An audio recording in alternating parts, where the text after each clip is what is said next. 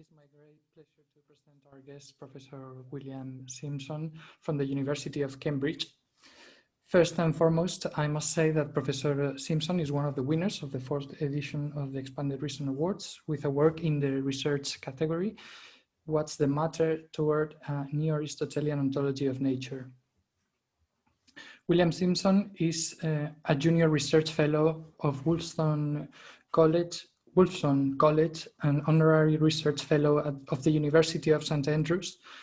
He's a research associate of the Divinity Faculty in Cambridge and a research associate of the Ian Ramsey Center in Oxford. His current work on the philosophy and theology of nature is part of the international project God and the Book of Nature.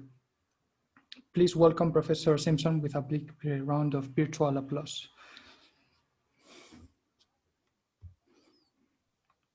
Thank you very much. What is the world made of? Bien, ¿de qué está hecho el mundo y cómo encajamos en él? Si está hecho de algo, entonces hay muchísimas cosas, o realmente estamos hablando de una sola cosa de la que todo se deriva. Estas son algunas de las grandes preguntas sobre las que me gustaría reflexionar en esta conferencia. En primer lugar, me gustaría darle las gracias a los organizadores por darme la oportunidad de hablar en esta conferencia. En primer lugar, me gustaría empezar agradeciendo a los organizadores la concesión de este galardón, de este premio a la razón abierta. Me encuentro entre académicos más veteranos que yo, con más trayectoria que yo, o sea, que puede que lo que aquí diga parezca ser más bien incipiente. Se me ha pedido que hable brevemente de mi recorrido académico y que haga un repaso biográfico de las curvas intelectuales que me llevaron hasta las preguntas del razón abierto. Mi proyecto hace referencia a la ontología de la naturaleza, específicamente cómo podría ser el mundo si algo como las leyes de la mecánica cuántica son verdaderas. Es un proyecto filosófico. Entré en la filosofía porque quería hacer teológica. ¿Confiaría en un teólogo que no hubiera estudiado filosofía para explicar la relación de Dios con la naturaleza? Entré en la física porque quería hacer filosofía. ¿Confiaría en un filósofo que no hubiera estudiado nada de física para interpretar correctamente lo que la física dice sobre el mundo? ¿Y por qué esta preocupación por relacionar los dominios naturales y teológicos del discurso en primer lugar? Creo que aquellos de nosotros que compartimos tales inquietudes normalmente solemos dejarnos convencer por historias de éxito donde las ciencias generan con éxito el conocimiento sobre la naturaleza. Queremos afirmar este conocimiento cualquiera que sea. Y estamos apuntando a una imagen, a un cuadro unificado de la realidad que integra el conocimiento natural y filosófico. Al igual que el filósofo Wilfrid Sellars, queremos saber cómo todo encaja y se sostiene. Mi trabajo reciente se ha visto motivado por la combinación de que para abordar las grandes cuestiones sobre nuestro lugar en el mundo y la relación entre la teología y las ciencias naturales, tenemos que considerar el concepto de fondo de naturaleza que se marca en este debate. ¿Por qué? Porque ya no es obvio que lo que debería ser este concepto de fondo. De hecho, dos grandes escuelas de filosofía contemporánea de la ciencia compiten en este momento y cuentan distintas historias de éxito sobre el tipo de conocimiento que las ciencias generan. También divergen sus puntos de vista sobre la unidad de la naturaleza. Por una parte, tenemos la escuela de Lewisian-Kinian, asociada con los filósofos David Lewis y Willard Klein. Concibe el éxito de la ciencia en términos del descubrimiento de las leyes universales que resumen los hechos empíricos de una manera poderosa y previsiblemente útil. De la misma manera, enfatiza la unidad del mundo físico y la universalidad de verdades científicas. Ofrece una historia centrada en la física sobre la naturaleza que dominó la filosofía del siglo pasado, pero ha sido criticada por estar desconectada de las prácticas científicas. Por otra parte, tenemos la escuela de Stanford, asociada con la filosofía de Nancy Cartwright, Ian Hacking, George Dupré, ofrece una concepción diferente del éxito de las ciencias. Para Cartwright, una ciencia tiene éxito en el aislamiento de las capacidades causales de diferentes entidades de la naturaleza. También enfatiza la pluralidad o la desunión de la naturaleza y la dependencia del contexto de las verdades científicas. Para tener una conversación fundamentada sobre las grandes cuestiones que todavía importan a muchas personas, creo que necesitamos comprometernos más con las prácticas científicas y reflexionar de nuevo sobre los fundamentos metafísicos de las ciencias. ¿Por qué? Porque el marco de ese debate está cambiando. El resto de mi presentación consiste en 3 partes. Todas ellas involucran y hacen referencia a 3 instituciones en las que he tenido el privilegio de formar parte y 3 grandes imágenes del mundo que dan diferentes respuestas a mis grandes respuestas, es decir, de qué está hecho el mundo y cómo encajamos en él. Las 3 instituciones a las que me refiero son la Universidad de St. Andrews, donde aprendí y estudié física, el Instituto de Ciencias Weizmann, donde ejerzo parte de la física que conozco, y Cambridge, donde hice la transición a la filosofía y empecé a reflexionar de manera más disciplinada sobre la teoría y la práctica física. Las grandes imágenes son el microfisicalismo, en donde el mundo natural está compuesto de entidades microscópicas, el monismo cósmico, en el que hay una entidad fundamental, el propio cosmos, y el hilomorfismo, en el que el mundo natural consiste en diferentes entidades fundamentales que existen en una variedad de escalas físicas. Mi historia empieza en St. Andrews, donde me familiaricé con la concepción estándar del fondo de la naturaleza y que dio forma a la filosofía analítica como corriente principal del siglo pasado. De la misma manera, en St. Andrews entré en contacto con algunos de los desafíos de la física contemporánea a los que vemos en esta imagen. St. Andrews es la universidad más antigua, tradicional de Escocia. A diferencia de muchas otras universidades más modernas, no se encuentra en un campus, sino que está distribuida en una bonita ciudad costera. Empecé haciendo cursos de física y filosofía en distintos lugares de la ciudad y conocí a 2 grandes pensadores que han jugado un papel muy significativo en la filosofía moderna. Tenemos a David Hume, uno de los grandes filósofos escoceses de la Ilustración. El mundo era solo una pequeña cosa y luego otra, sin ninguna conexión necesaria entre ellas. David Lewis, uno de los principales filósofos del siglo pasado, ofreció una formalización del pensamiento de Hume que creía adecuado para expresar las verdades de nuestra mejor física. Según Lewis, una vez que tiene las entidades microscópicas o propiedades en las relaciones espaciotemporales correctas, tienes todas las cosas químicas y biológicas también. Para ser más precisos, se dice que toda la verdad de todo el mundo se superpone o sobreviene a un arreglo espaciotemporal de propiedades microfísicas. 3 preguntas, teniendo en cuenta estas fotografías que aparecen en pantalla. ¿De qué está hecho el mundo? ¿O qué nos dicen los mejores científicos en este sentido? Al final se trata de propiedades de las partículas o campos, es decir, los componentes microscópicos caracterizados por nuestra mejor física que simplemente existen sin más explicación. La historia definitiva está contada por la física. No hay un nivel más profundo que ese.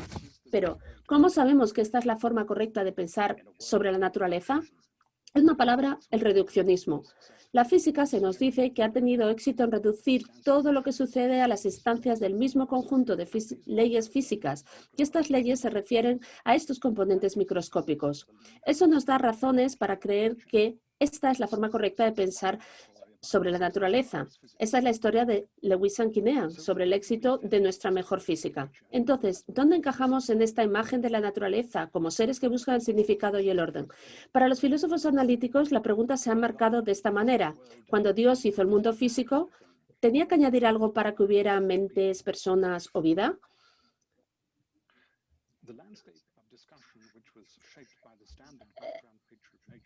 Aquí tenemos un fondo de la naturaleza.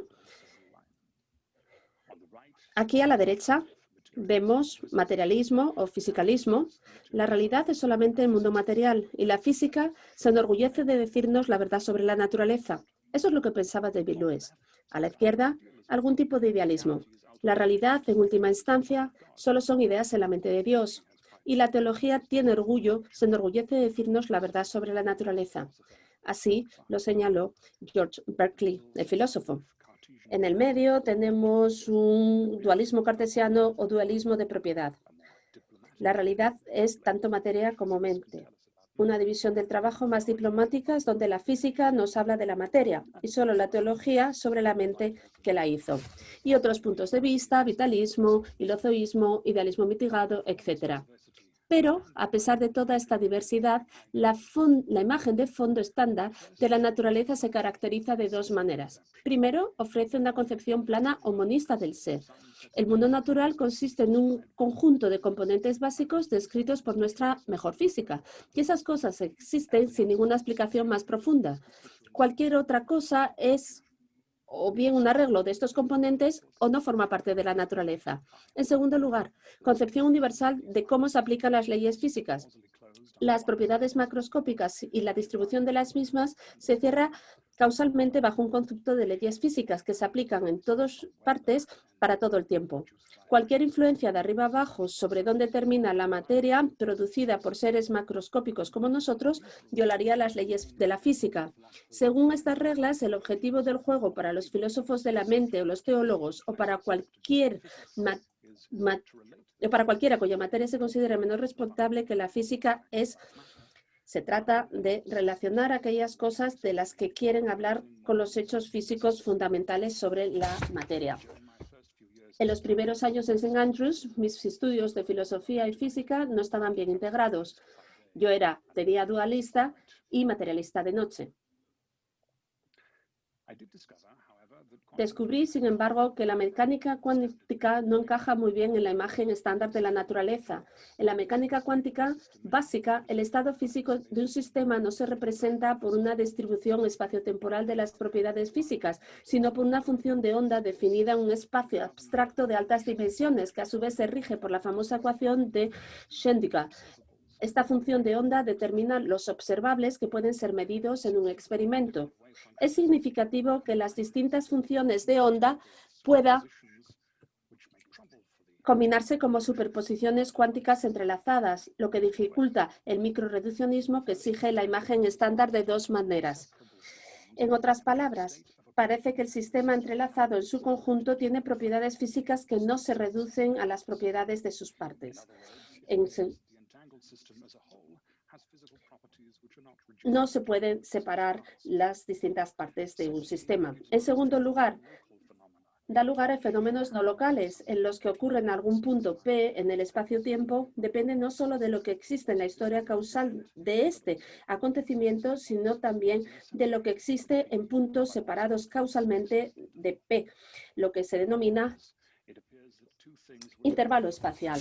En otras palabras, parece que dos cosas que no están conectadas causalmente por ningún mecanismo físico pueden todavía influirse mutuamente. Por ejemplo, en la famosa paradoja EPR, que involucra dos partículas cuánticas entrelazadas emitidas desde una fuente común, una partícula se mide cuando gira hacia arriba, mientras que la otra gira simultáneamente hacia abajo y viceversa, sin importar cuán separadas estén las dos partículas. Mientras que los dos dispositivos de medición de este ejemplo se han configurado para registrar el giro vertical, es decir, hacia arriba o hacia abajo, los ángulos de polarización de estos dispositivos pueden ajustarse por separado para crear una serie de resultados experimentales. Es significativo que la mecánica cuántica prediga que las estadísticas de este experimento dependen del ángulo relativo entre ellos, algo que ninguna de las dos partículas consideradas por separado está en condiciones de conocer. El físico John Bell ha demostrado que los resultados de la medición de la paradoja EPR no pueden explicarse asumiendo que cada partícula tiene propiedades como observables locales del sistema que están disponibles para ser medidas por separadas en el tiempo. Es decir,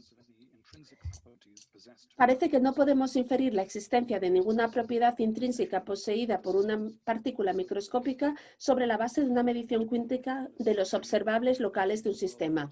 A modo de ilustración, el mundo cuántico se parece más a un hormiguero con su laberinto de interconexiones que a un nido de cuervo que se hace con una ramita encima de otra.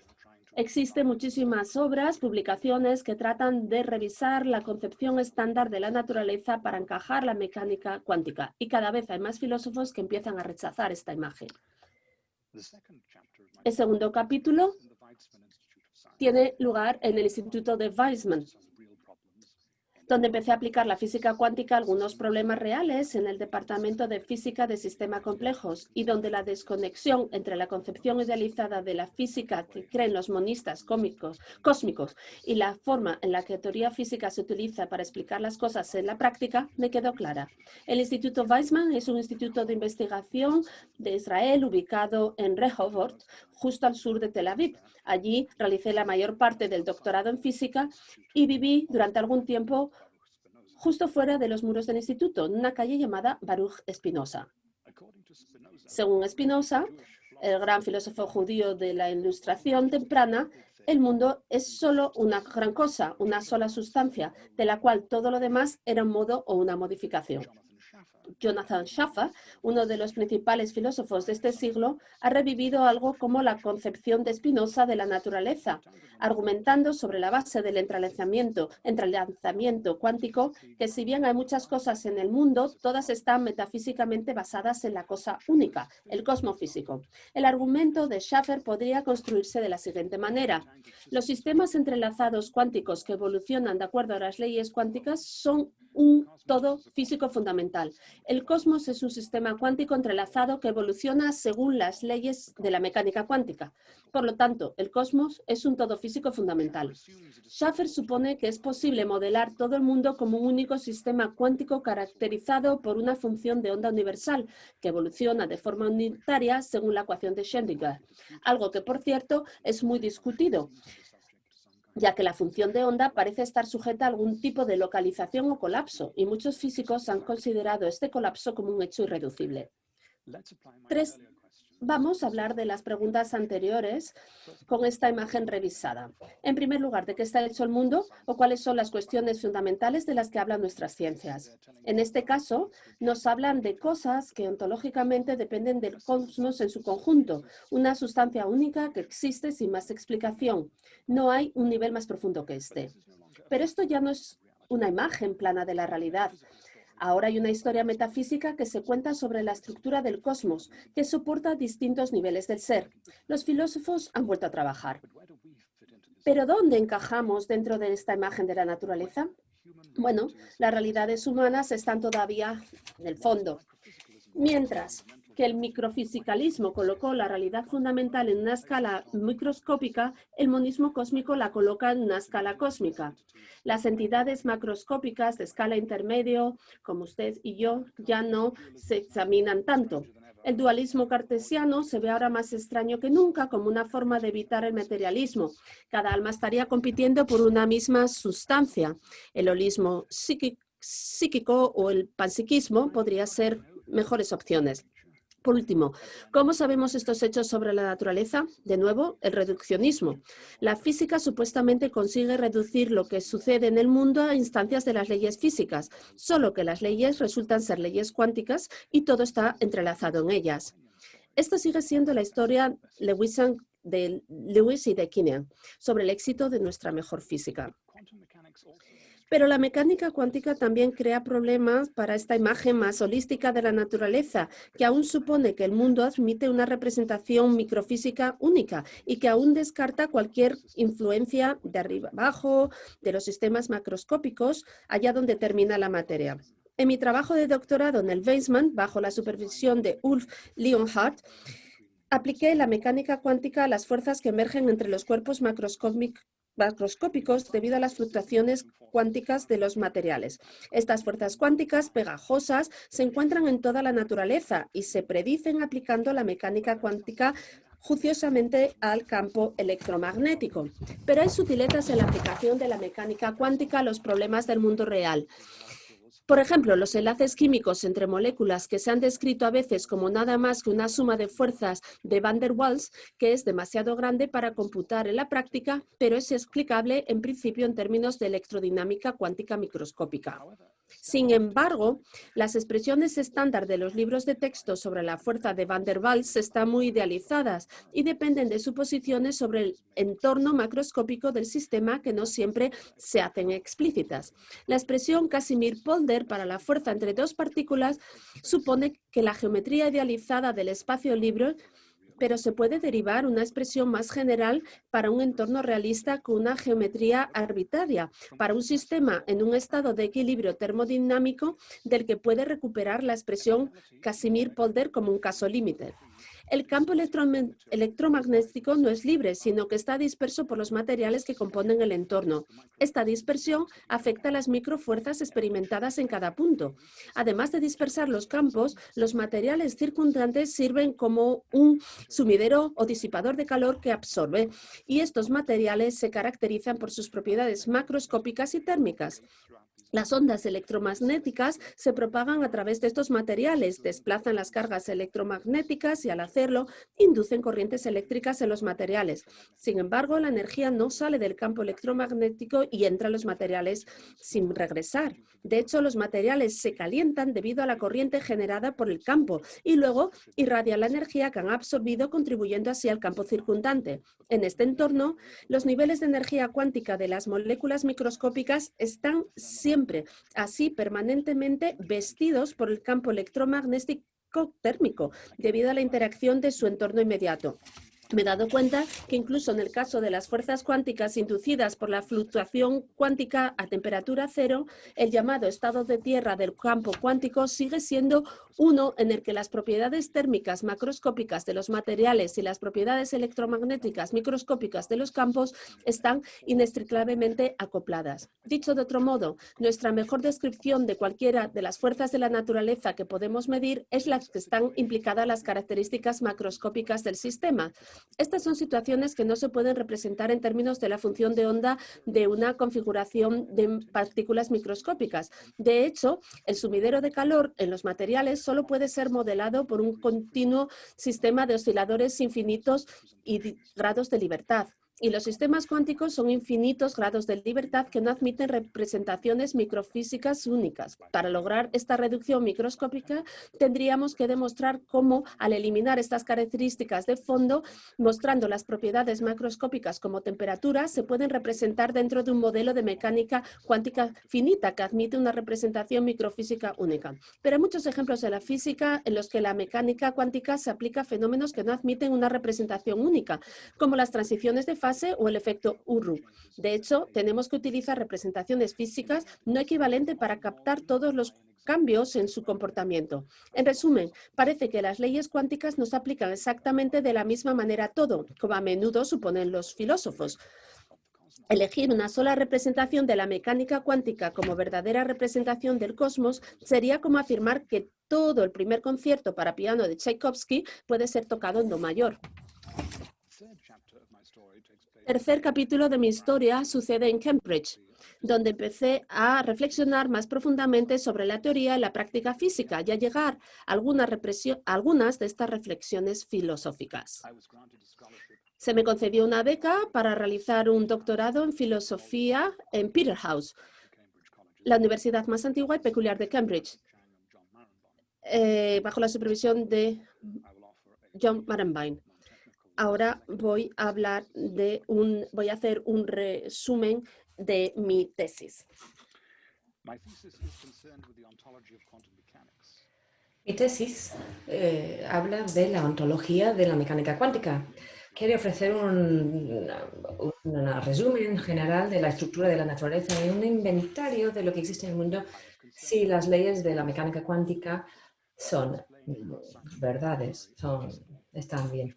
Me preocupaba, sin embargo, con la idea de producir un resumen de la naturaleza que puede explicar cómo la investigación científica es posible, prestando atención a los detalles de las prácticas científicas. El principal argumento de mi tesis es que, primero, la revolución cuántica que ha ocurrido dentro del mundo de la física requiere un repensamiento radical de las formas microfisicalistas de la metafísica que dominaban la filosofía analítica durante el último siglo para incluir los fenómenos como el entrelazamiento cuántico. Segundo, que cuando tomamos en serio la emergencia de las propiedades macroscópicas de la física y los distintos tipos de contenido empírico de las teorías cuánticas, vemos más límites cuando llega el momento de adoptar una forma familiar para los teólogos medievales. Y algo más como la imagen ilomórfica de la naturaleza de Tomás de Aquino. Un enfoque holístico.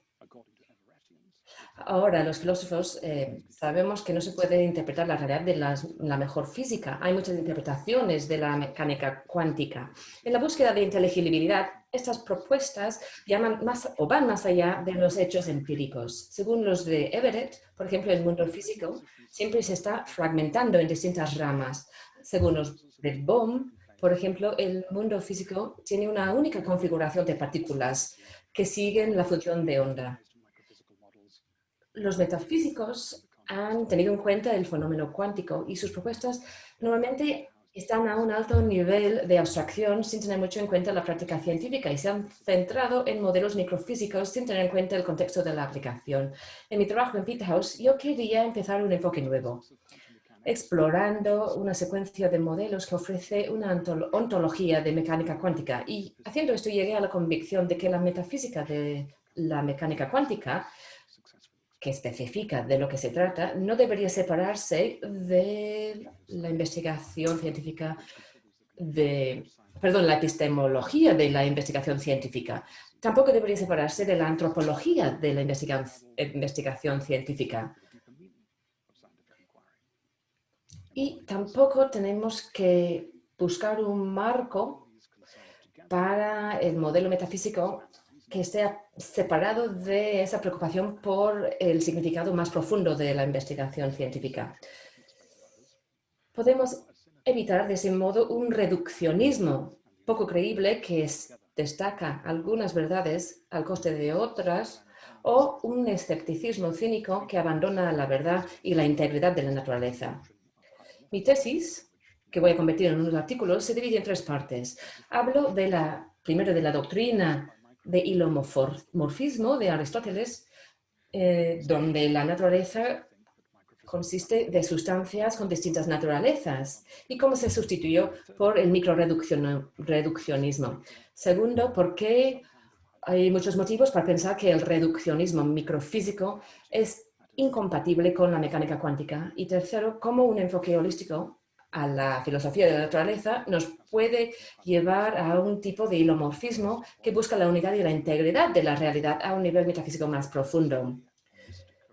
En la primera parte de mi tesis empiezo hablando de la doctrina de hilomorfismo. Según Aristóteles, la naturaleza no consiste de un arreglo monista de los constituyentes físicos, a lo cual todo es reducible, sino que se divide en una pluralidad de sustancias con distintas naturalezas. Estas sustancias no están gobernadas por leyes universales que resumen cómo todo simplemente ocurre, sino que ejercen poderes causales. Pero los distintos poderes de estas sustancias solo se manifiestan bajo ciertas condiciones y hace falta una pluralidad de ciencias. Por un lado, la metafísica aristoteliana antigua está en línea con algunos de los temas de la escuela de Stanford, sobre todo la filosofía de Nancy Cartwright. Por otro lado, rechaza la fragmentación y el cinismo de algunos filósofos, buscando la unidad y la integridad a un nivel más profundo. Aristóteles introdujo los conceptos metafísicos de la materia y sustancia para explicar cómo las sustancias físicas se generan y cómo adoptan distintas características durante su existencia. Hule, materia, es lo que se determina y morfe es lo que determina la materia. Según la línea tradicional, que muchas veces se atribuye a Tomás de Aquino, la materia no es como un Lego con sus propiedades intrínsecas físicas. La materia es la potencialidad de la sustancia que se determina a través de la forma sustancial.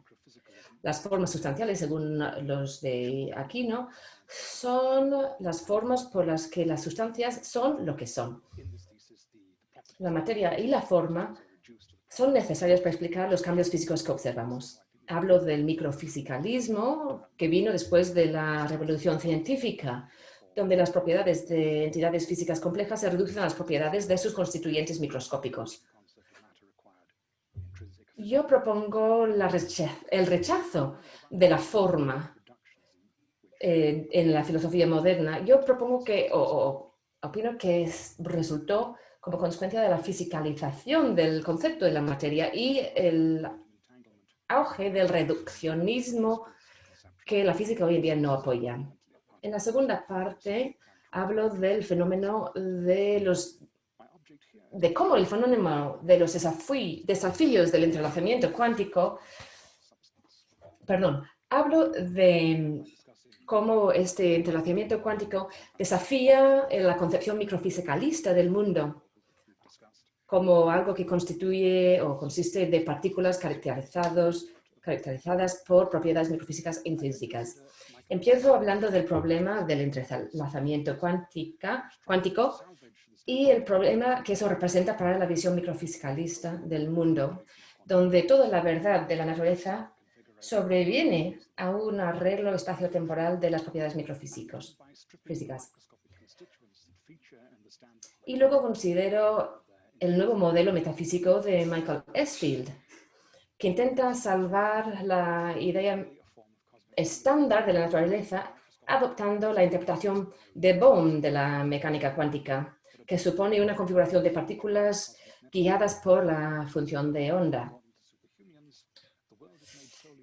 En realidad, la operación de recuperación de Esfield es una forma de monismo cósmico. Las partículas no tienen naturalezas ni identidades propias, solamente son nodos o puntos dentro de una red cósmica gigante. Según los superhumanos, el mundo solo consiste de puntos de materia sin propiedades intrínsecas y las leyes de la naturaleza, incluyendo la mecánica cuántica, son leyes humanas que resumen cómo estos puntos se distribuyen. Yo tengo algunas objeciones a la concepción de la materia. Yo digo que las partículas que están en configuraciones simétricas no se pueden tratar de forma individual si sus configuraciones son idénticas a conjuntos de relaciones de distancia. Si la configuración de Bohm llegó a ser simétrica, todo el mundo se colapsaría. También digo que un mundo de puntos de materia es un mundo donde las leyes de la naturaleza están debilitadas. Y estas críticas están en un artículo que escribí en el British Journal for Philosophy of Science. Brevemente, la imagen de la naturaleza, aunque es sencilla y elegante, es demasiado escasa para explicar que una teoría como la mecánica cuántica tiene que hacer, no es suficiente y parece que algo más es necesario. Como parte de mi trabajo, yo introduzco un modelo metafísico nuevo para la interpretación bohmiana de la mecánica cuántica, que sustituye a esos puntos de materia con entidades que yo llamo átomos de poder, y eso enriquece la ontología para incluir la forma cósmica, como yo la llamo. En este modelo, una configuración de esos átomos de poder tiene el poder de necesitar otra configuración, mientras que la forma cósmica transforma a los átomos de poder en una sola sustancia, dotándolos de poderes para cambiar las velocidades. Estos poderes no son intrínsecos a los átomos de poder, que están dentro de un proceso que se manifiesta a través de la forma cósmica. La forma cósmica determina los poderes de los átomos de poder en cada momento y determina sus trayectorias por el espacio. Sin embargo, la forma cósmica que da esos poderes no existe aisladamente o aislado de los átomos de poder, sino que se une a la configuración de partículas, siendo la base de sus poderes causales. Este modelo descarta la concepción humeana de las leyes de la naturaleza de Esfield y favorece una concepción de leyes aristoteliano esencialista.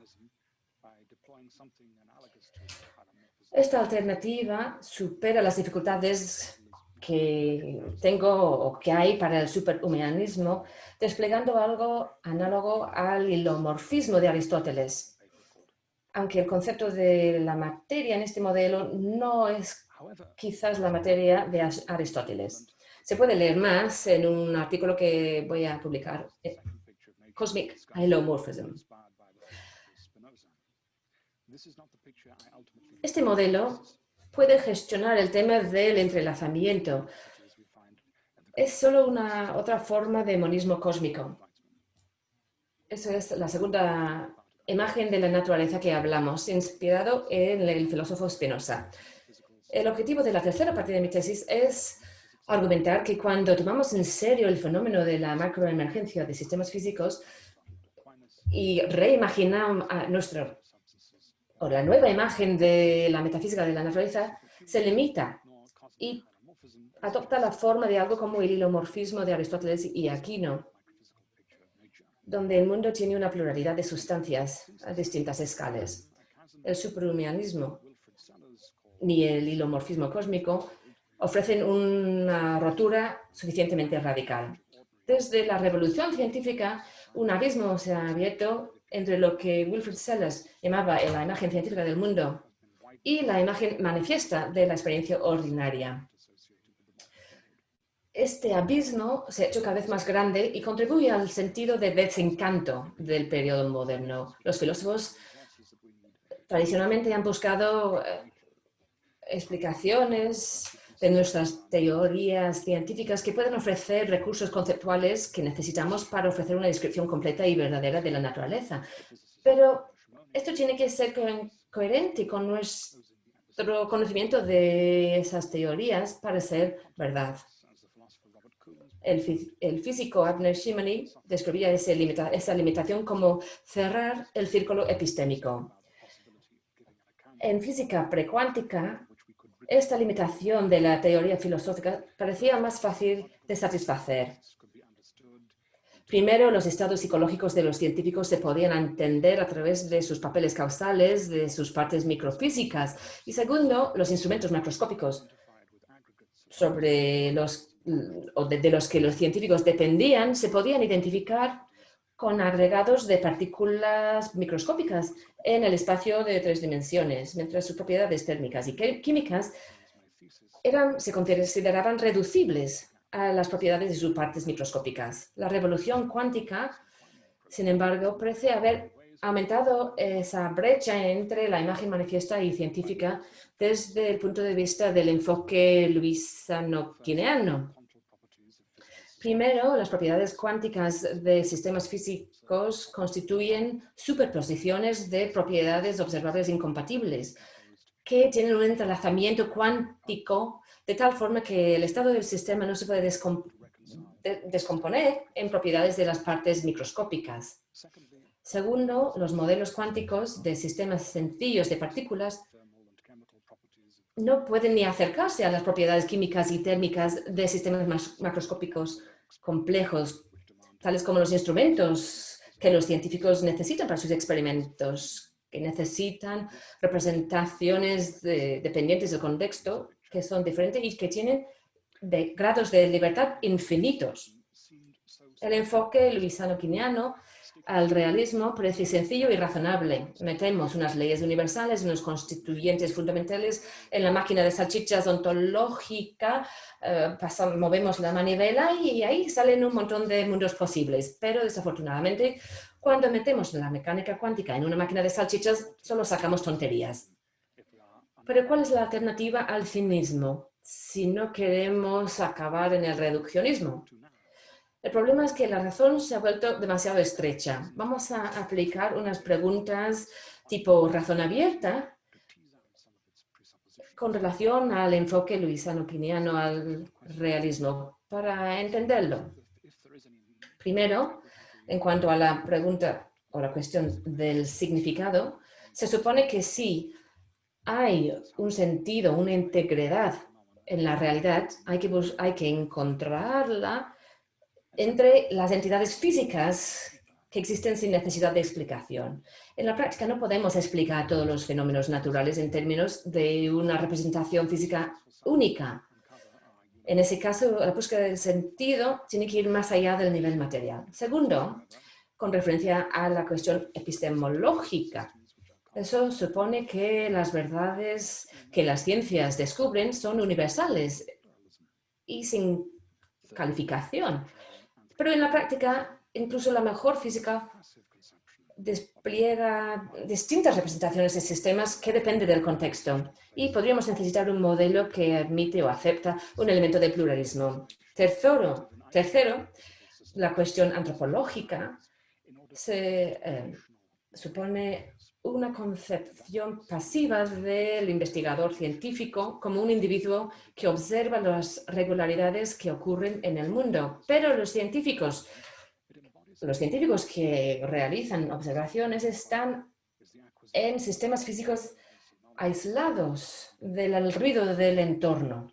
Y en ese caso, a lo mejor necesitamos un modelo donde las entidades macroscópicas pueden determinar dónde acaba la materia. Y luego la cuestión ética, con una perspectiva en la cual el bien último de la investigación es la adquisición de un conocimiento universal donde podemos maximizar el control de nuestro mundo.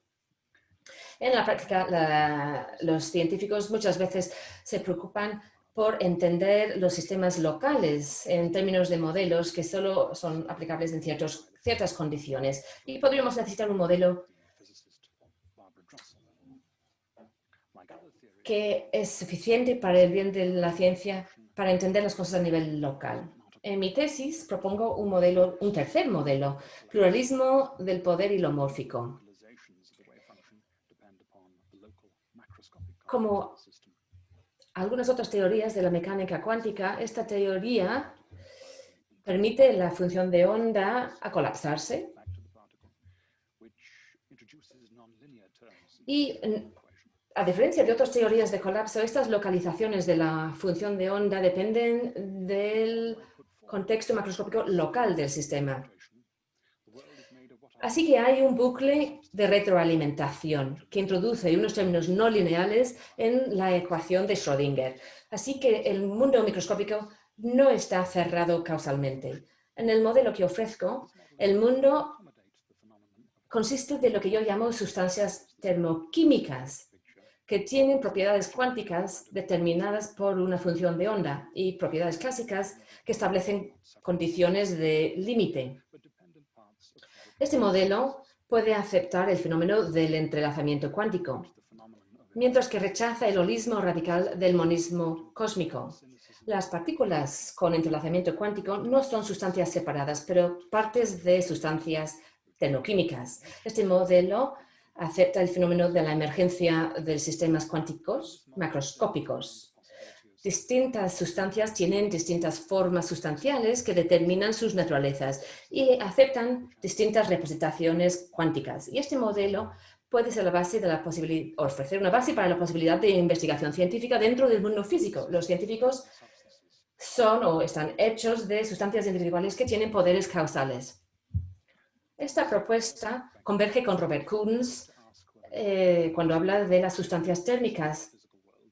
Y desde esta perspectiva hilomórfica, sería una tontería preguntar si Dios ha hecho algo extra cuando creó el mundo físico para que haya mentes, personas o vida. Las propiedades físicas no existen en el mundo sin más explicación. Cuando Dios hizo el mundo físico, hizo tanto la materia como las formas. La razón estrecha de los filósofos después de la revolución científica intentó explicar el mundo en términos de una materia fisicalizada. Pero cuando hemos aprendido de las ciencias sobre la naturaleza, ese concepto de la materia parece que se ha ido desapareciendo. Para enriquecer la imagen científica del mundo y recuperar las formas que la dotan de propiedades físicas, tenemos que desplegar una razón abierta. Gracias.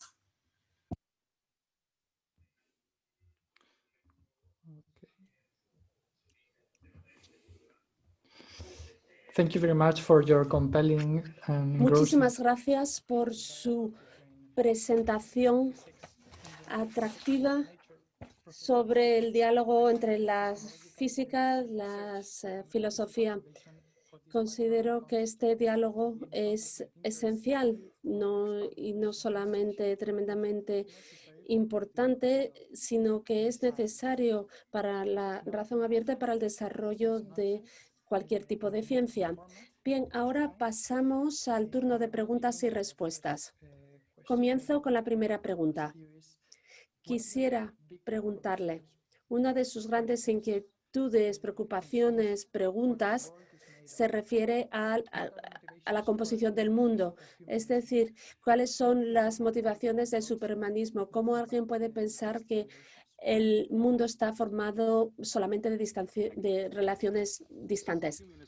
Bien, el superhumanismo no es una posición inmotivada, sino que hace cuenta de la materia del mundo, combinando tres cosas. El superhumanismo es un realismo ontostático, es decir, una visión de lo que existe es estructura más que entidades o cosas o propiedades.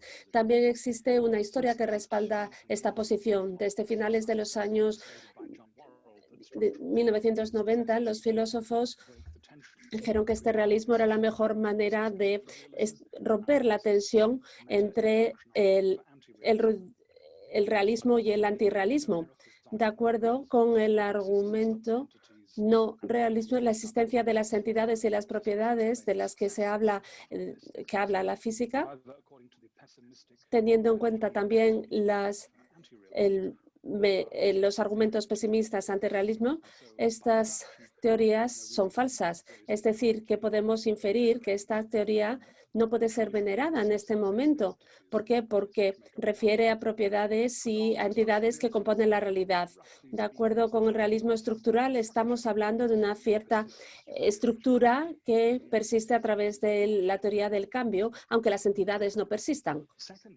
En segundo lugar, el superhumanismo toma la perspectiva ontológica, es decir, es la manera de explicar el fenómeno cuántico, es decir, en cuanto a la distribución de la materia y las tres dimensiones o las cuatro dimensiones, es decir, la configuración de las partículas y la naturaleza se describe como algo desarrollado a lo largo del tiempo, es decir, donde se habla del desarrollo temporal de la materia. Así que en ese sentido, hay una estructuración en términos de distancias, de relaciones distantes. Y el tercer ingrediente son las leyes y la filosofía de la ciencia. Estamos hablando de la regularidad de la naturaleza. Es decir, es el mejor sistema que combina la fuerza con la simplicidad o la sencillez. Es una visión que no nos permite explicar qué es las cosas que se siguen las unas a las otras. No establecen conexiones necesarias entre la naturaleza, ni explica aquello que provoca las cosas. Es decir, la mecánica cuántica y bohemiana son los mejores planteamientos a la hora de hacer esta descripción. Y bueno, en cualquier caso, esto es lo que le puedo responder. Muchísimas gracias. Tenemos una pregunta de David Begué. Voy a traducirla. Hoy en día se habla mucho de las relaciones entre la mecánica cuántica y la teología. La mecánica cuántica se suele explicar o exponer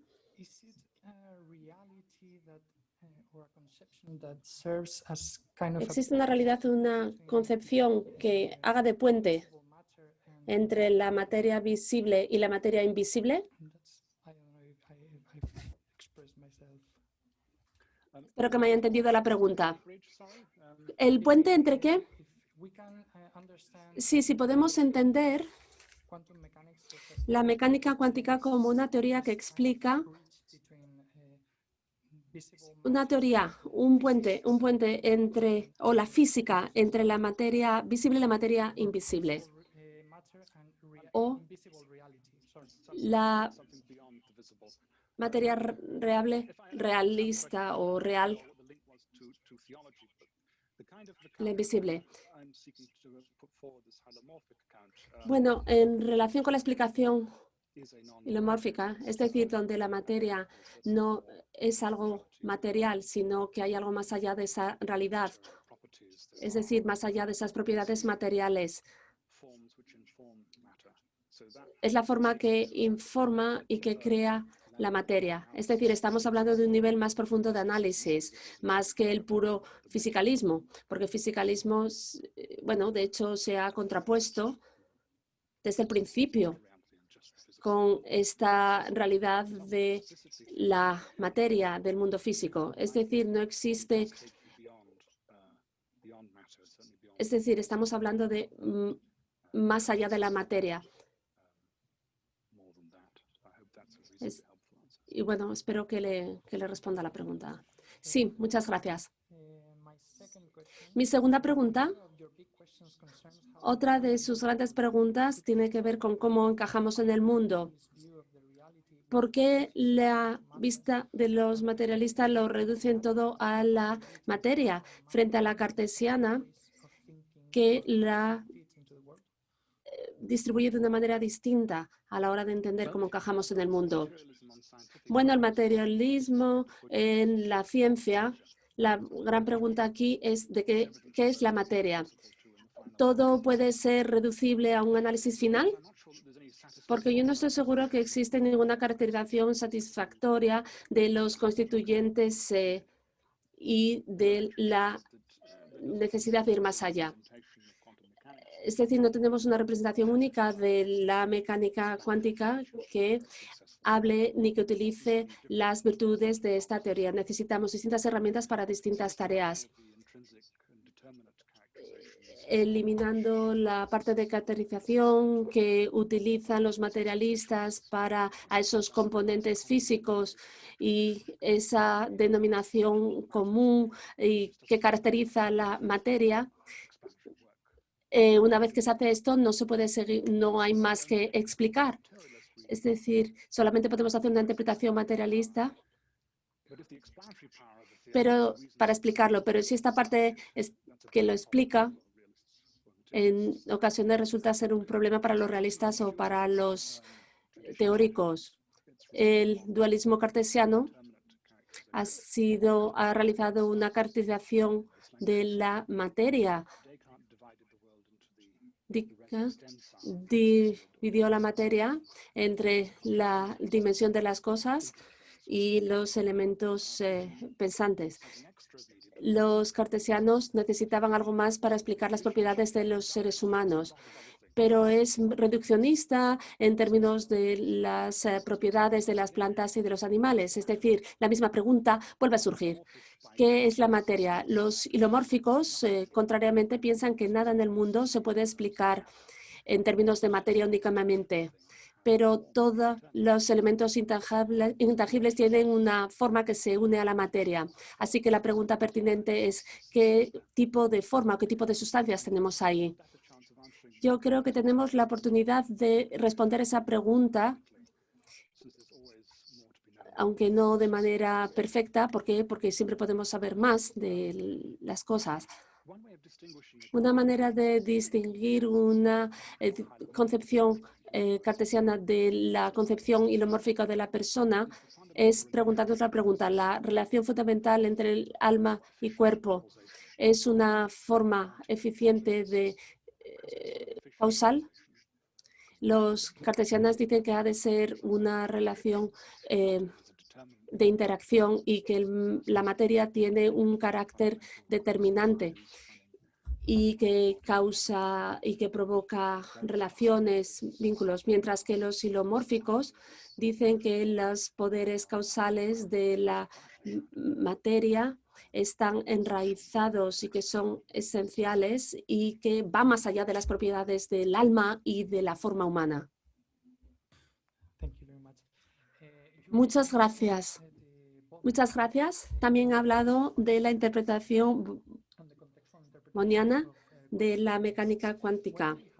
¿Por qué tenemos estas distintas interpretaciones y cómo podemos elegir entre ellas? ¿Cómo podemos discernirlas? La fuente de esta diversidad procede del problema de medición, lo cual es un problema abierto, es decir, la interpretación de la mecánica cuántica, porque los microscopios han estado ahí y han siempre, esto quizás sea un poquito técnico, pero voy a intentarlo. El objeto matemático de la mecánica cuántica es la función de onda de la que hemos hablado. Y este objeto representa la probabilidad de que el sistema esté configurado. La mecánica cuántica dice que si medimos el sistema, la forma de onda ofrece una correlación, es decir, tenemos que empezar por un estado cuántico del sistema, desarrollar probabilidades, amplitudes o distintas configuraciones del sistema. Pero imaginemos que hacemos una medición no demoledora del sistema. Por ejemplo, darle un valor al nivel de fotones y de la onda electromagnética. En la medición o el resultado de la medición, bueno, en la medición sabemos más del estado del sistema que del propio sistema o de la forma de onda. Es decir, descartamos la incertidumbre y de la probabilidad cero.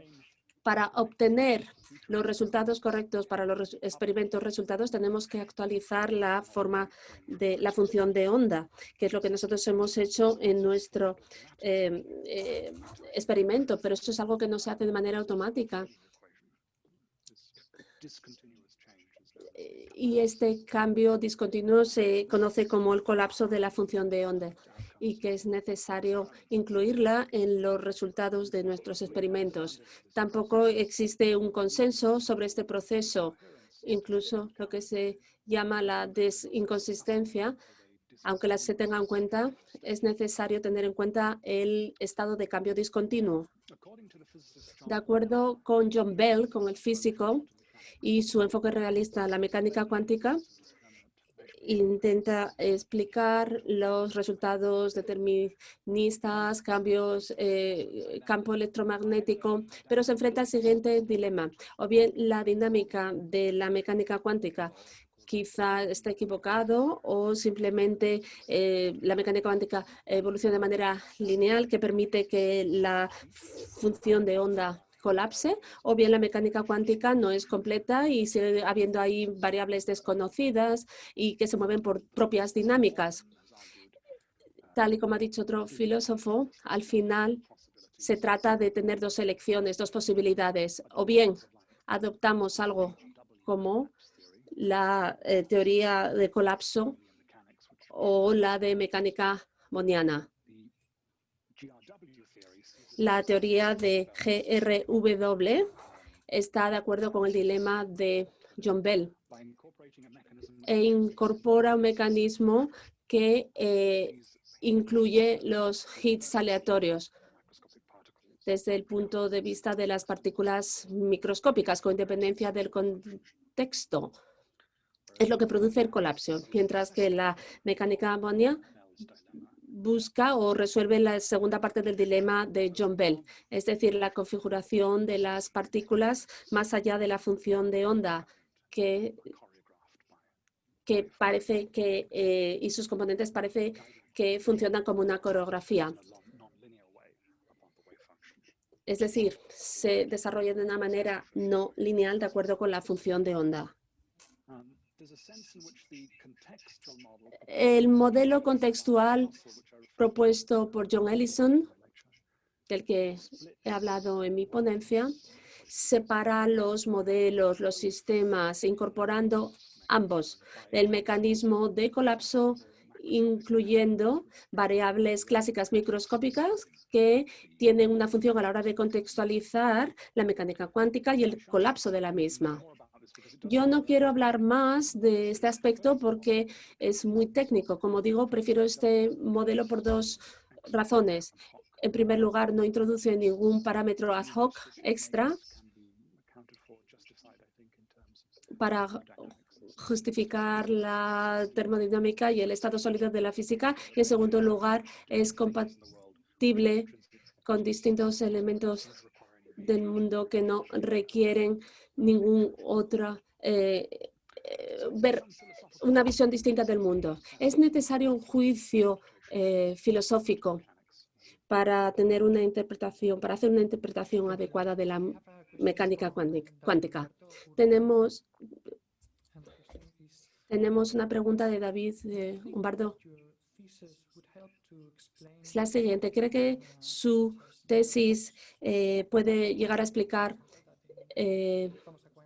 elementos teológicos como, por ejemplo, milagros, tal y como pensó Aquino? Sí, me gustaría pensar que sí. Aquí la cuestión crucial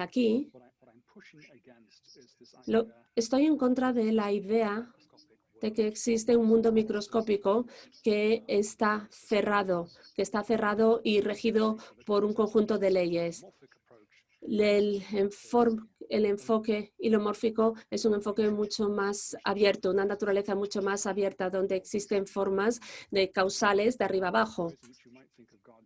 Y si pensamos en Dios y la actuación en el mundo como una causa de arriba abajo, sin lugar de duda nos abre el camino a pensar de esa manera, ese pensamiento. Y esa es la clave de los milagros. Es decir, el mundo no es solamente evoluciona de manera determinística hacia una serie de objetivos, no, sino que es mucho más amplio a un sentido y en otro. Tengo dos preguntas más. La primera, ¿hasta qué punto cree que la perspectiva filosófica y teológica enriquece la física? ¿Es una interpretación filosófica donde tenemos la visión personal de los científicos, o piensa que la física necesita de alguna manera la filosofía, de alguna manera? ¿Hay un tipo de filosofía que encaje mejor con el método científico? Voy a empezar con la segunda parte. Si es un tipo de filosofía u otra. Bueno, yo diría que sí, aunque me gustaría hablar más de prácticas científicas. Al principio de mi charla hablé de la escuela luisiana keniana y gente como Nancy Cartwright.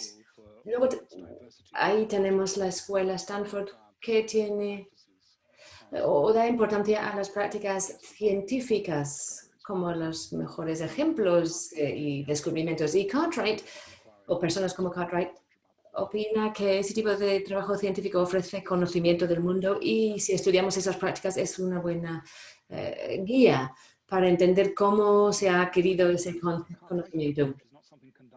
Pero según Cartwright, no estamos hablando de abstracción. Se trata de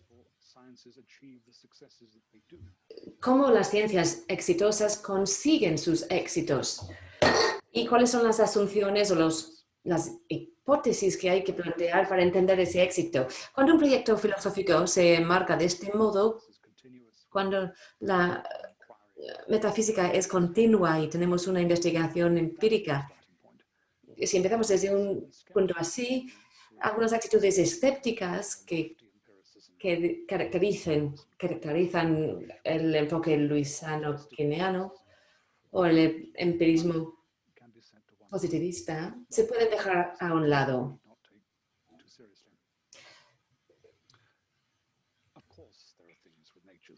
Por supuesto, podemos saber cosas sobre las naturalezas, y los científicos pueden manipular los papeles fundamentales de la causación, y el conocimiento dentro de la práctica científica son fundamentales.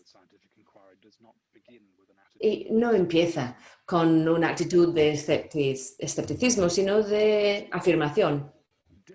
Yo diría que hay una gran diferencia entre una filosofía que quiere derrotar a un escéptico encontrando una base irrefutable, como mirar por encima del hombro de Dios, y una filosofía que no quiere hacer que el escéptico sea un rehén. Si alguien dice, pues por no tener ninguna base para decir que la naturaleza tiene conexiones necesarias y pensar que una cosa viene después de la otra, simplemente, yo creo que así estaríamos vulnerables a ataques escépticos a la ciencia. Así que sí, a la segunda parte de la pregunta. El enfoque de Nancy Cartwright me parece que encaja mejor con las prácticas científicas, más que la perspectiva humeana que dominaba durante el último siglo.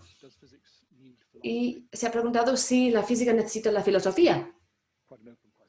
Es una pregunta muy abierta. Hasta cierto punto, bueno, no podemos evitar tener filosofía.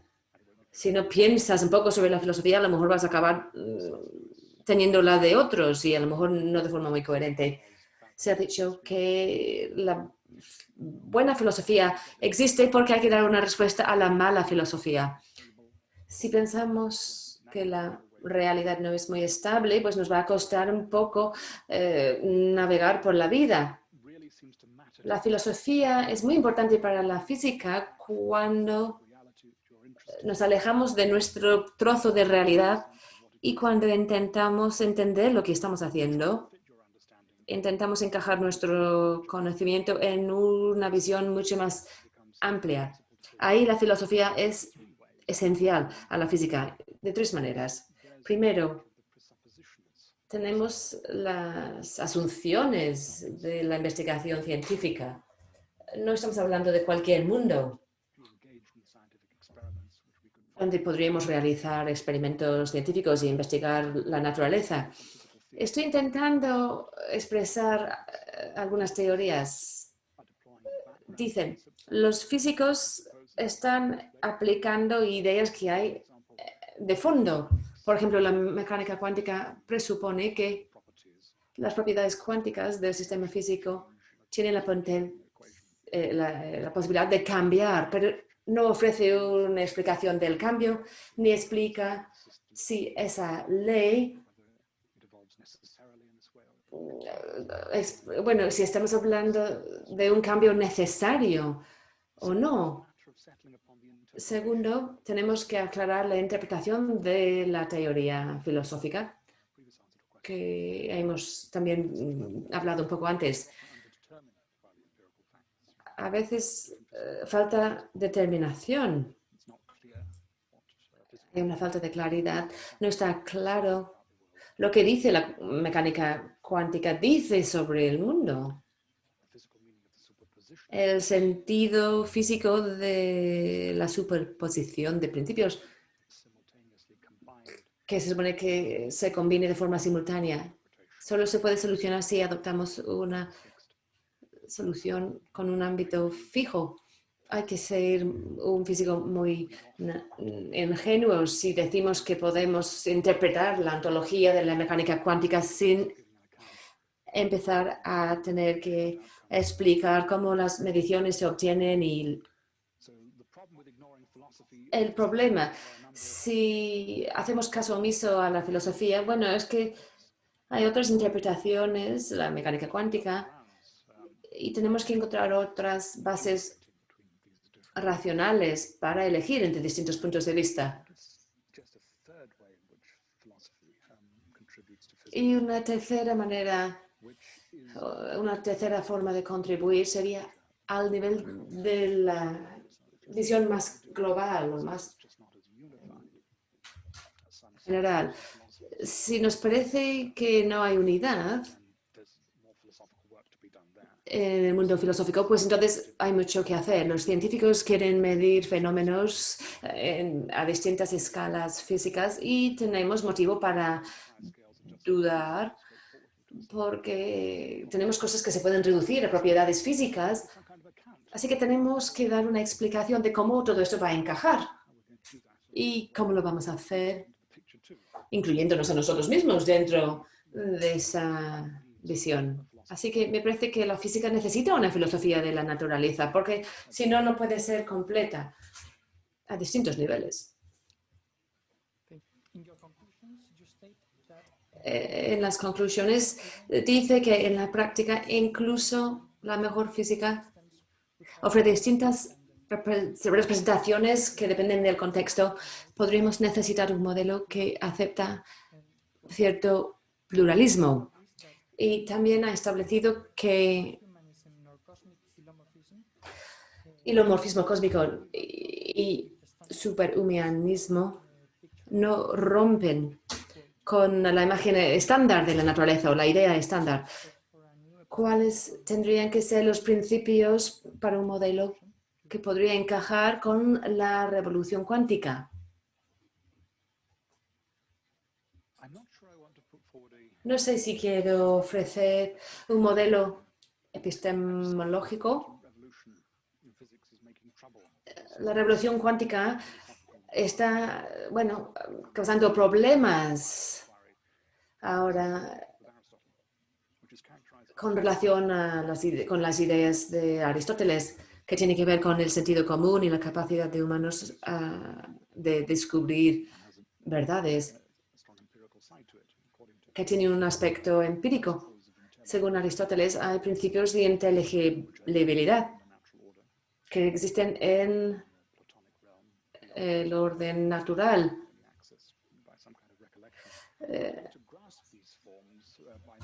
Podemos entender estas formas o ver estas formas a través de los sentidos, nuestra interacción con las sustancias.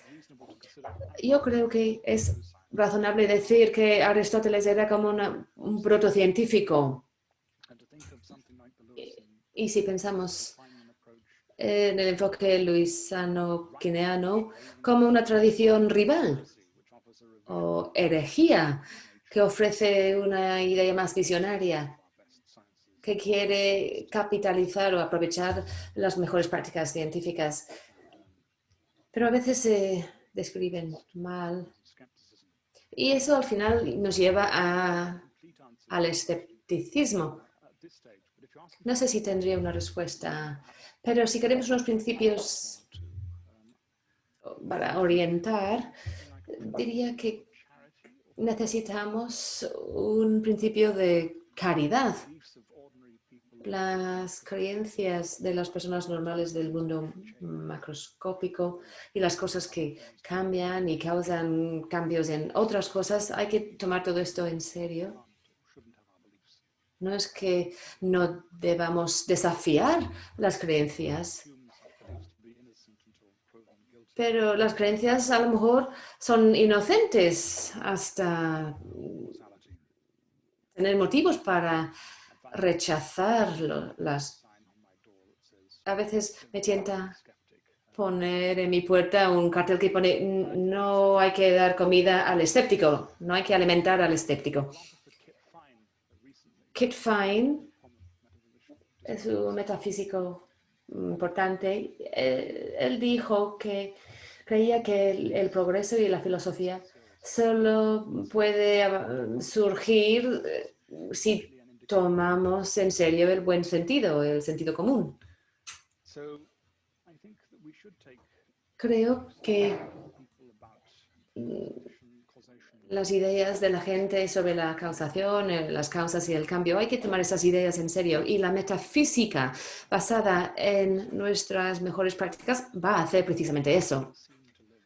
Parece que vivimos en un mundo donde provocamos cambio y donde el cambio se nos impone.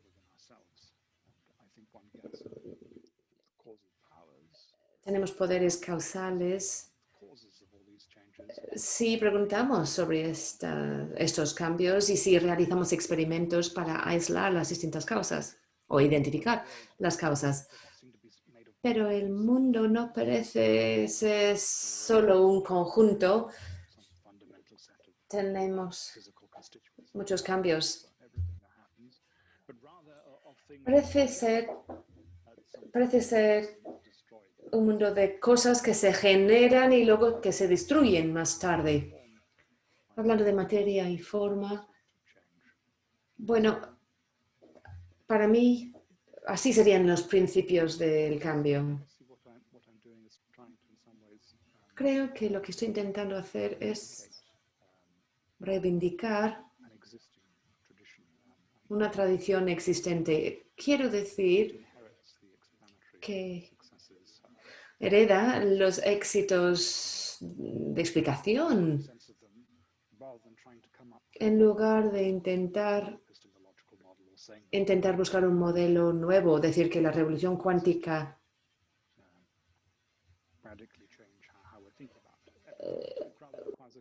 significa que tenemos que cambiar nuestra forma de pensar de forma radical,